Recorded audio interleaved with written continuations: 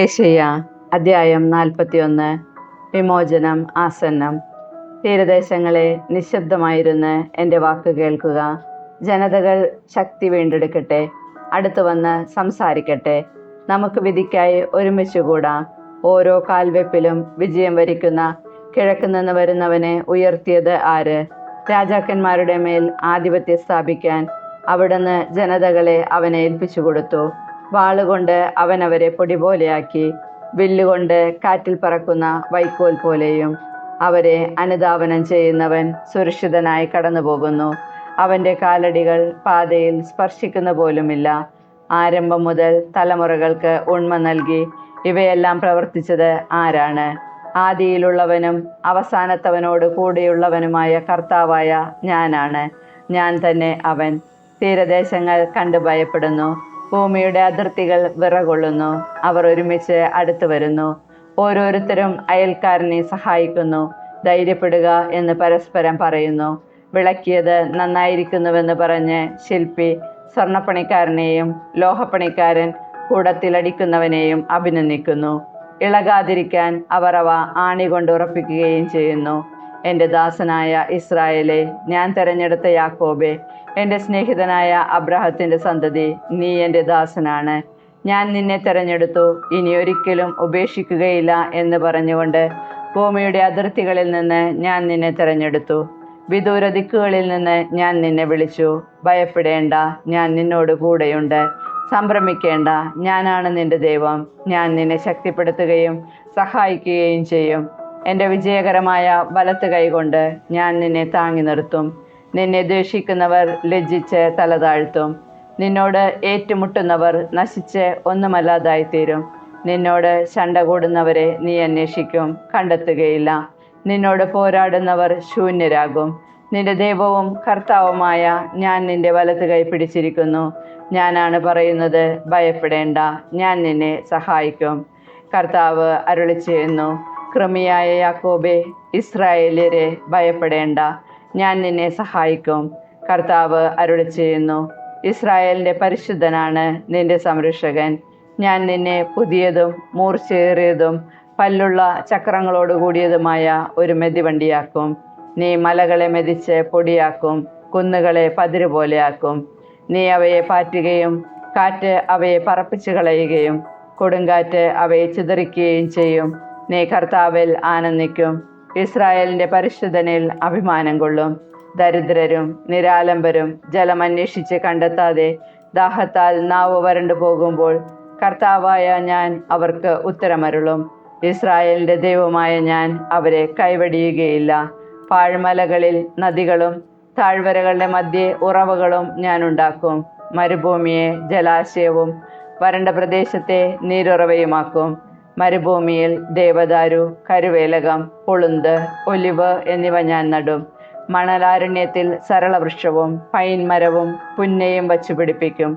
ഇസ്രായേലിൻ്റെ പരിശുദ്ധൻ ഇവയെല്ലാം സൃഷ്ടിച്ചുവെന്നും അവിടുത്തെ കരങ്ങളാണ് ഇവയെല്ലാം ചെയ്തതെന്നും മനുഷ്യർ കണ്ട് അറിയാനും ചിന്തിച്ച് മനസ്സിലാക്കാനും വേണ്ടി തന്നെ കർത്താവ് അരുളിച്ചെയ്യുന്നു.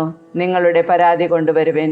യാക്കോബിൻ്റെ രാജാവ് കൽപ്പിക്കുന്നു, നിങ്ങളുടെ തെളിവുകൾ ഉന്നയിക്കുവിൻ. തെളിവുകൾ കൊണ്ടുവന്ന് കാര്യങ്ങൾ എങ്ങനെയാകുമെന്ന് കാണിക്കുക. കഴിഞ്ഞ കാര്യങ്ങൾ പറയുക. നമുക്ക് അത് പരിഗണിച്ച് അവയുടെ പരിണത ഫലം എന്തെന്നറിയാം. അല്ലെങ്കിൽ വരാനിരിക്കുന്നത് ഞങ്ങളോട് പ്രസ്താവിക്കുക. നിങ്ങൾ ദേവന്മാരാണോ എന്ന് ഞങ്ങൾ അറിയേണ്ടതിന് സംഭവിക്കാനിരിക്കുന്നത് എന്തെന്ന് ഞങ്ങളോട് പറയുവേൻ. ഞങ്ങൾ പരിഭ്രമിക്കുകയോ വിസ്മയിക്കുകയോ ചെയ്യേണ്ടതിന് നന്മയോ തിന്മയോ പ്രവർത്തിക്കുക. നിങ്ങൾ ഒന്നുമല്ല, നിങ്ങളൊന്നും പ്രവർത്തിക്കുന്നില്ല. നിങ്ങളെ തിരഞ്ഞെടുക്കുന്നവൻ മ്ലേച്ഛനാണ്. ഞാൻ വടക്കു നിന്ന് ഒരുവനെ തട്ടിയുണർത്തി, അവൻ വന്നു. കിഴക്ക് നിന്ന് ഞാൻ അവനെ പേര് ചൊല്ലി വിളിച്ചു. കുമ്മായം കൂട്ടുന്നത് പോലെ, കുശവൻ കളിമണ്ണ് കുഴക്കുന്നത് പോലെയും അവൻ ഭരണാധിപന്മാരെ ചവിട്ടിമെതിക്കും. നമ്മൾ അറിയുന്നത് ആരംഭത്തിൽ തന്നെ ഇത് പറഞ്ഞത് ആരാണ്? അവൻ ചെയ്തത് ശരിയാണെന്ന് കാലേക്കൂട്ടി നമ്മൾ പറയാൻ ആരാണ് ഇത് നമ്മോട് പ്രസ്താവിച്ചത്? ആരും അത് വെളിപ്പെടുത്തുകയോ മുൻകൂട്ടി പറയുകയോ ചെയ്തില്ല, ആരും കേട്ടുമില്ല. ഞാൻ ആദ്യം സിയോന് ഈ വാർത്ത നൽകി. ഈ സദ്വാർത്ത അറിയിക്കാൻ ജെറുസലേമിലേക്ക് ഞാനൊരു ദൂതനെ അയക്കും. ഞാൻ നോക്കിയപ്പോൾ ആരെയും കണ്ടില്ല. എൻ്റെ ചോദ്യത്തിന് ഉത്തരം നൽകാൻ അവരുടെ ഇടയിൽ ഒരു ഉപദേശകനുമില്ലായിരുന്നു. അവരെല്ലാവരും മിഥ്യയാണ്, അവർ ഒന്നും പ്രവർത്തിക്കുന്നില്ല. അവരുടെ വാർപ്പ് വിഗ്രഹങ്ങൾ കാറ്റുപോലെ ശൂന്യമാണ്. ഏശയ്യ അധ്യായം 42. കർത്താവിൻ്റെ ദാസൻ. ഇതാ ഞാൻ താങ്ങുന്ന എൻ്റെ ദാസൻ, ഞാൻ തിരഞ്ഞെടുത്ത എൻ്റെ പ്രീതിപാത്രം.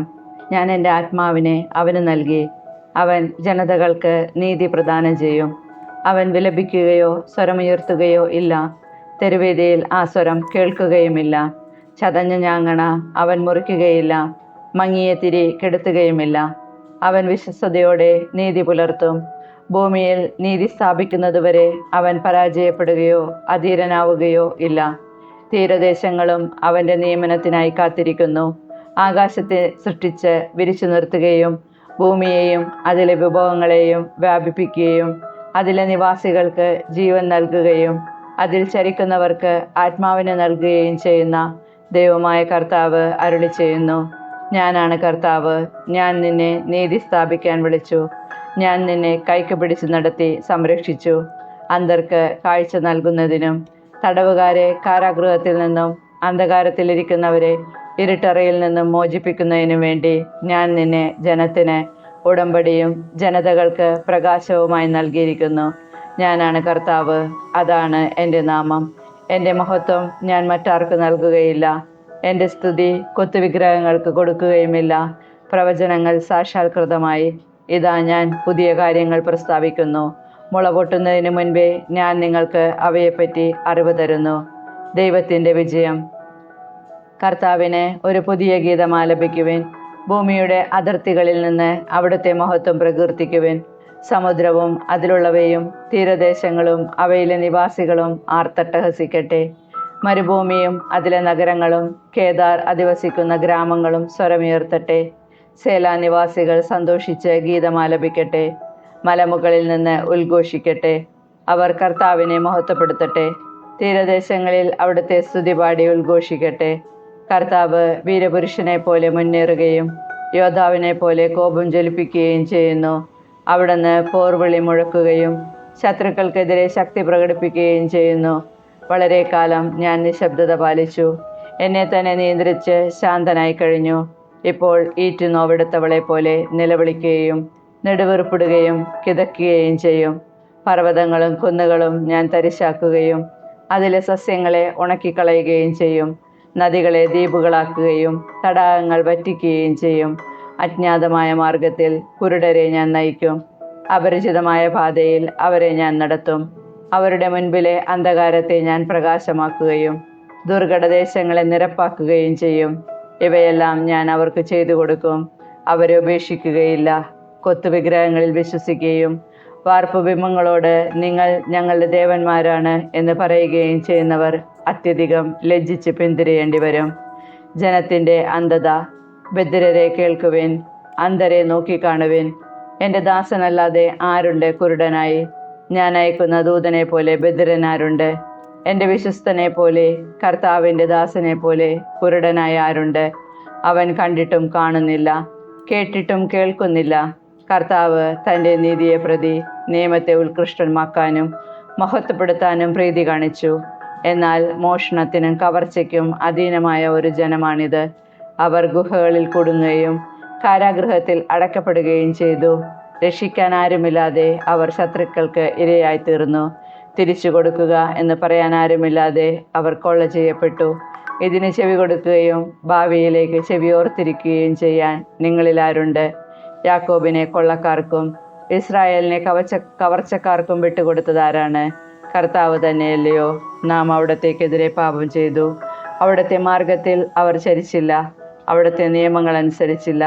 ആകയാൽ അവിടുന്ന് തൻ്റെ കോപാഗ്നിയും യുദ്ധവീര്യവും യാക്കോബിൻ്റെ മേൽ വർഷിച്ചു. അത് ചുറ്റും ആളിപ്പടർന്നിട്ടും അവർ പഠിച്ചില്ല, പൊള്ളലേറ്റിട്ടും അവന് ഉള്ളിൽ തട്ടിയില്ല. ഏശയ്യ അധ്യായം 43. ഇസ്രായേലിൻ്റെ തിരിച്ചുവരവ്.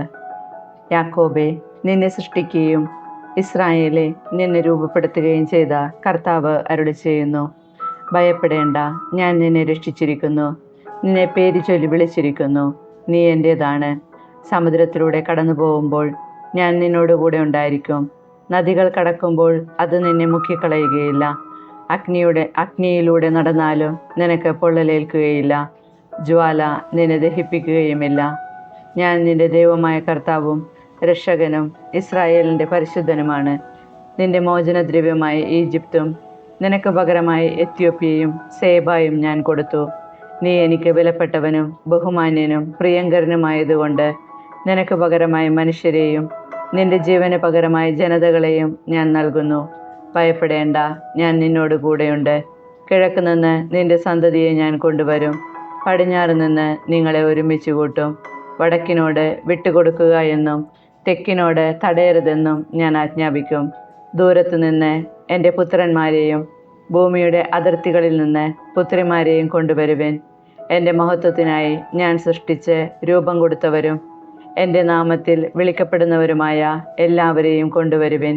കണ്ണുണ്ടായിട്ടും കാണാതിരിക്കുകയും ചെവിയുണ്ടായിട്ടും കേൾക്കാതിരിക്കുകയും ചെയ്യുന്നവരെ കൊണ്ടുവരുവിൻ. എല്ലാ രാജ്യങ്ങളും ഒരുമിച്ച് കൂടട്ടെ, എല്ലാ ജനതകളും അണിനിരക്കട്ടെ. അവരിൽ ആർക്ക് ഇത് പ്രഖ്യാപിക്കാനും മുൻകാര്യങ്ങൾ വെളിപ്പെടുത്താനും കഴിയും? തങ്ങളെ ന്യായീകരിക്കാൻ അവർ സാക്ഷികളെ കൊണ്ടുവരട്ടെ. അവർ ഇത് കേൾക്കുകയും സത്യമാണെന്ന് പറയുകയും ചെയ്യട്ടെ. കർത്താവ് അരുളി ചെയ്യുന്നു, നിങ്ങൾ എൻ്റെ സാക്ഷികളാണ്. എന്നെ അറിഞ്ഞ് വിശ്വസിക്കാനും ഞാനാണ് ദൈവമെന്ന് ഗ്രഹിക്കാനും ഞാൻ തെരഞ്ഞെടുത്ത ദാസൻ. എനിക്ക് മുൻപ് മറ്റൊരു ദൈവം ഉണ്ടായിട്ടില്ല, എനിക്ക് ശേഷം മറ്റൊരു ദൈവം ഉണ്ടാവുകയുമില്ല. അതെ, ഞാൻ തന്നെയാണ് കർത്താവ്. ഞാനല്ലാതെ മറ്റൊരു രക്ഷകനില്ല. അന്യദേവന്മാരല്ല, ഞാൻ തന്നെയാണ് പ്രസ്താവിക്കുകയും പ്രഘോഷിക്കുകയും രക്ഷിക്കുകയും ചെയ്തത്. കർത്താവ് അരുളി ചെയ്യുന്നു, നിങ്ങൾ എൻ്റെ സാക്ഷികളാണ്. ഞാനാണ് ദൈവം, ഇനിയും അങ്ങനെ ആയിരിക്കുകയും ചെയ്യും.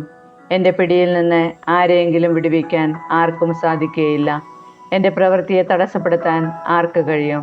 നിങ്ങളുടെ രക്ഷകനും ഇസ്രായേലിൻ്റെ പരിശുദ്ധനുമായ കർത്താവ് അരുളി ചെയ്യുന്നു, നിങ്ങൾക്ക് വേണ്ടി ഞാൻ ബാബിലോണിലേക്ക് ആളയക്കുകയും എല്ലാ പ്രതിബന്ധങ്ങളും തകർക്കുകയും ചെയ്യും. കൽദായരുടെ വിജയട്ടഹാസം വിലാപമായി തീരും. ഇസ്രായേലിൻ്റെ സൃഷ്ടാവും നിങ്ങളുടെ രാജാവും പരിശുദ്ധനുമായ കർത്താവാണ് ഞാൻ. സമുദ്രത്തിൽ വഴിവെട്ടുന്നവനും പെരുവെള്ളത്തിൽ പാതയൊരുക്കുന്നവനും രഥം, കുതിര, സൈന്യം, പടയാളികൾ എന്നിവ കൊണ്ടുവരുന്നവനുമായ കർത്താവ് അരുളി ചെയ്യുന്നു. എഴുന്നേൽക്കാനാവാതെ ഇതാ അവർ കിടക്കുന്നു. അവർ പടുതിരി പോലെ അണഞ്ഞു പോകും. കഴിഞ്ഞ കാര്യങ്ങൾ നിങ്ങൾ ഓർക്കുകയോ പരിഗണിക്കുകയോ വേണ്ട. ഇതാ ഞാൻ പുതിയ ഒരു കാര്യം ചെയ്യുന്നു, അത് മുളയെടുക്കുന്നത് നിങ്ങൾ അറിയുന്നില്ലേ? ഞാൻ വിജനദേശത്ത് ഒരു പാതയും മരുഭൂമിയിൽ നദികളുമുണ്ടാക്കും. വന്യമൃഗങ്ങളും കുറുനരികളും ഒട്ടകപക്ഷികളും എന്നെ ബഹുമാനിക്കും. എന്നെ സ്തുതിച്ച് പ്രകീർത്തിക്കാൻ ഞാൻ സൃഷ്ടിച്ച് തെരഞ്ഞെടുത്ത ജനത്തിന് ദാഹജലം നൽകാൻ മരുഭൂമിയിൽ ജലവും വിജനദേശത്ത് നദികളും ഞാൻ ഒഴുക്കി. നന്ദികെട്ട ജനം, എന്നിട്ടും യാക്കോബേ, നീ എന്നെ വിളിച്ചപേക്ഷിച്ചില്ല. ഇസ്രായേലെ, നീ എൻ്റെ നേരെ മടുപ്പ് കാണിച്ചു. നിങ്ങൾ ആടുകളെ ദഹനബലിക്കായി എൻ്റെ സന്നിധിയിൽ കൊണ്ടുവരികയോ ബലികളാൽ എന്നെ ബഹുമാനിക്കുകയോ ചെയ്തില്ല. കാഴ്ചകൾക്ക് വേണ്ടി ഞാൻ നിങ്ങളെ ഭാരപ്പെടുത്തുകയോ ധൂപാർച്ചനയ്ക്ക് വേണ്ടി ബന്ധപ്പെടുത്തുകയോ ചെയ്തില്ല. നീ പണം മുടക്കി എനിക്കായി കരിമ്പ് വാങ്ങിയില്ല. ബലിമൃഗങ്ങളുടെ മേധസ് കൊണ്ട് എന്നെ തൃപ്തനാക്കിയില്ല. മറിച്ച് പാപങ്ങളാൽ നിങ്ങൾ എന്നെ ഭാരപ്പെടുത്തുകയും അകൃത്യങ്ങളാൽ എന്നെ മടുപ്പിക്കുകയും ചെയ്തു. എന്നെ പ്രതി നിന്റെ തെറ്റുകൾ തുടച്ചു മാറ്റുന്ന ദൈവം ഞാൻ തന്നെ. നിന്റെ പാപങ്ങൾ ഞാൻ ഓർക്കുകയില്ല, നീ എന്നെ ഓർമ്മിക്കുക. നമുക്ക് ന്യായം പരിശോധിക്കാം. നിന്നെ നീതീകരിക്കുന്ന നിന്റെ ന്യായങ്ങൾ ഉന്നയിക്കുക. നിന്റെ ആദ്യ പിതാവ് പാപം ചെയ്തു, നിന്റെ വക്താക്കൾ എനിക്കെതിരെ പ്രവർത്തിച്ചു. നിന്റെ പ്രഭുക്കന്മാർ എൻ്റെ വിശുദ്ധ മന്ദിരം അശുദ്ധമാക്കി. അതുകൊണ്ട് യാക്കോബിന് പൂർണ്ണനാശത്തിനും ഇസ്രായേലിനെ നിന്ദയ്ക്കും ഞാൻ വിട്ടുകൊടുത്തു. യെശയ്യാ അധ്യായം 44. കർത്താവ് മാത്രം ദൈവം. എൻ്റെ ദാസനായ യാക്കോബേ, ഞാൻ തിരഞ്ഞെടുത്ത ഇസ്രായേലെ കേൾക്കുക. നിന്നെ സൃഷ്ടിക്കുകയും ഗർഭപാത്രത്തിൽ നിനക്ക് രൂപം നൽകുകയും നിന്നെ സഹായിക്കുകയും ചെയ്യുന്ന കർത്താവ് അരുളി ചെയ്യുന്നു. എൻ്റെ ദാസനായ യാക്കോബേ, ഞാൻ തിരഞ്ഞെടുത്ത ജഷ്റൂനെ, നീ ഭയപ്പെടേണ്ട. വരണ്ട ഭൂമിയിൽ ജലവും ഉണങ്ങിയ നിലത്ത് അരുവികളും ഞാൻ ഒഴുക്കും. നിന്റെ സന്തതികളുടെ മേൽ എൻ്റെ ആത്മാവും നിന്റെ മക്കളുടെ മേൽ എൻ്റെ അനുഗ്രഹവും ഞാൻ വർഷിക്കും. ജലത്തിൽ സസ്യങ്ങളും നദീതീരത്ത് അലരികളും പോലെ അവർ തഴച്ചു വളരും. ഞാൻ കർത്താവിൻ്റേതാണെന്ന് ഒരുവൻ പറയും. മറ്റൊരുവൻ യാക്കോബിൻ്റെ നാമം സ്വീകരിക്കും. മൂന്നാമതൊരുവൻ സ്വന്തം കയ്യിൽ കർത്താവിനുള്ളവൻ എന്ന് മുദ്രണം ചെയ്യും. ഇസ്രായേൽ എന്ന് പിതൃനാമം സ്വീകരിക്കുകയും ചെയ്യും. ഇസ്രായേലിൻ്റെ രാജാവും രക്ഷകനും സൈന്യങ്ങളുടെ നാഥനുമായ കർത്താവ് അരുളി ചെയ്യുന്നു: ഞാൻ ആദിയും അന്തവുമാണ്. ഞാനല്ലാതെ മറ്റൊരു ദൈവമില്ല. എനിക്ക് സമനായി ആരുണ്ട്? അവൻ അതുദ്ഘോഷിക്കുകയും പ്രഖ്യാപിക്കുകയും തെളിയിക്കുകയും ചെയ്യട്ടെ. വരാനിരിക്കുന്ന കാര്യങ്ങൾ ആദ്യം മുതൽ അറിയിച്ചതാര്? ഇനി എന്ത് സംഭവിക്കുമെന്ന് അവർ പറയട്ടെ. ഭയപ്പെടേണ്ട, ധൈര്യം അവലംബിക്കുക. ഞാൻ പണ്ടേ പറയുകയും പ്രഖ്യാപിക്കുകയും ചെയ്തിട്ടില്ലേ? നിങ്ങൾ എൻ്റെ സാക്ഷികളാണ്. ഞാനല്ലാതെ മറ്റൊരു ദൈവമുണ്ടോ? മറ്റൊരു ഉന്നതശില എൻ്റെ അറിവിലില്ല. വിഗ്രഹം നിർമ്മിക്കുന്നവർ ഒന്നുമല്ല. അവർ സന്തോഷം പ്രദർശിപ്പിക്കുന്ന വസ്തുക്കൾ നിഷ്പ്രയോജനമാണ്. അവരുടെ സാക്ഷികൾ കാണുന്നില്ല, അറിയുന്നുമില്ല. അതുകൊണ്ട് അവർ ലജ്ജിതരാകും. ഒന്നിനും ഉപകരിക്കാത്ത ദേവനെ മെനയുകയോ വിഗ്രഹം വാർക്കുകയോ ചെയ്യുന്നത് ആരാണ്? അവർ ലജ്ജിതരാകും. വിഗ്രഹ നിർമ്മാതാക്കൾ മനുഷ്യർ മാത്രം. അവർ ഒരുമിച്ച് അണിനിരക്കട്ടെ.